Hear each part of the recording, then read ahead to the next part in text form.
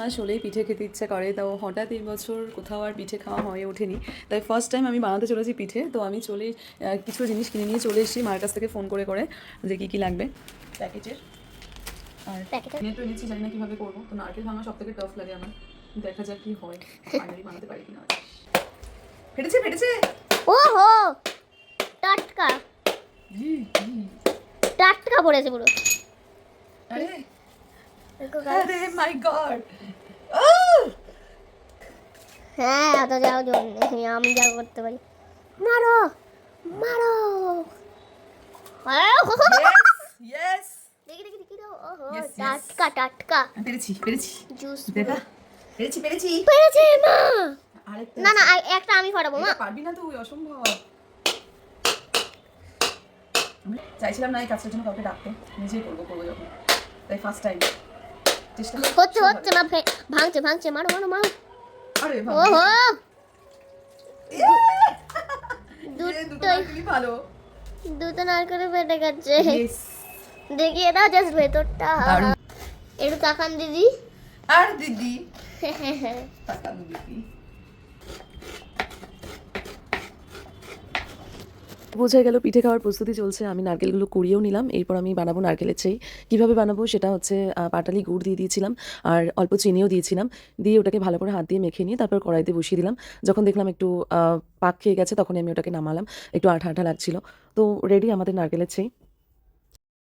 First পিঠে যেহেতু আমি পুলি বানাচ্ছি, তার জন্য আমি প্রথমেই কড়াইতে গরম জল করে আমি চালের গুঁড়োটা দিয়ে ওটাকে মেখে নিয়েছিলাম ভালো করে।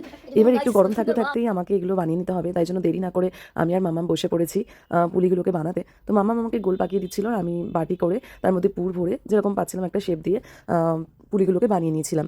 তো একা হাতে করা তো ওই জন্য খুব বেশি বানাতে পারিনি, তো মোটামুটি বানিয়েছিলাম। এই যে টোটাল কমপ্লিট হয়ে গেছে। এরপর আমি হাঁড়িতে একটু জল বসিয়ে দিলাম, আর ওটা স্টিম নেওয়ার জন্য আমি জাস্ট এরকম একটা ফুটো মতন একটা বাসনের মধ্যে পুরো পুলিগুলোকে দিয়ে কিছুক্ষণের জন্য ঢাকনা দিয়ে দিলাম।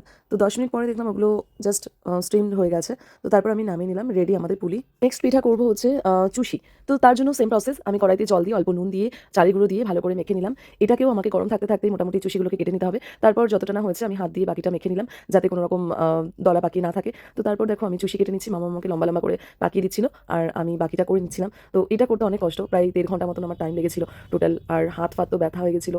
তো যাই হোক, অনেকদিন পর আমি এটা ট্রাই করলাম। ছোটোবেলায় মার সাথে আমি এগুলো করে দিতাম, হেল্প করতাম মাকে, আর এখন মামা আমাকে হেল্প করছে আর আমি করছি। কষ্ট যেমন হচ্ছিল তেমন ভালো লাগছিল, কারণ ফার্স্ট টাইম আমি পিঠে করতে চলছি। আমি জানি না কেমন হবে বা আদৌ আমি পারবো কিনা, বাট ট্রাই তো করে দেখি, তাই ট্রাই করছিলাম। চুষি কাটা হয়ে গেছে, চুষিগুলোকে শক্ত করে শুকিয়ে নিতে হয় রোদ্রে, বাট আমাদের কাছে সেই সময় ছিল না। এদিকে কড়াই বসিয়ে দিয়ে 3 প্যাকেট দুধ আমি গরম করে নিলাম, আর আরেকটা কড়াইতে আমি অল্প ঘি দিয়ে ওটাকে গরম করতে রেখে দিলাম। দুধের মধ্যে আমি দিয়ে দিলাম হচ্ছে গুড়, আর এদিকে কড়াই গরম হয়ে গেলে আমি দিয়ে দিলাম কাটা চুষিগুলোকে। এখানে একটু ভেজে নিতে হবে ঘি দিয়ে, তাহলে টেস্ট অনেক সুন্দর হয়, আর ঘিয়েরও একটা ফ্লেভার থাকে। আর এদিকে দুধের মধ্যে আমি দিয়ে দিলাম আবার 1 কাপ চিনি আন্দাজ মতন। এরপর এগুলো ভাজা হয়ে গেলে আমি দুধের মধ্যে দিয়ে দিলাম কাটা চুষিগুলোকে। তো দেখো আস্তে আস্তে এটা ক্ষীরের মতন কালার হয়ে গেছে, আর দিয়ে দিলাম আমি এলাচ আর তেজপাতা। দেখো কত সুন্দর লাগছে, আর এটা খেতেও খুব সুন্দর হয়, আর দারুণ খেতে হয়, মানে একবার করে দেখতে পারো তোমরা। পুরো ক্ষীরের মতন দেখো বসে গেছে আমাদের রেডি আজকে চুষি পিঠা।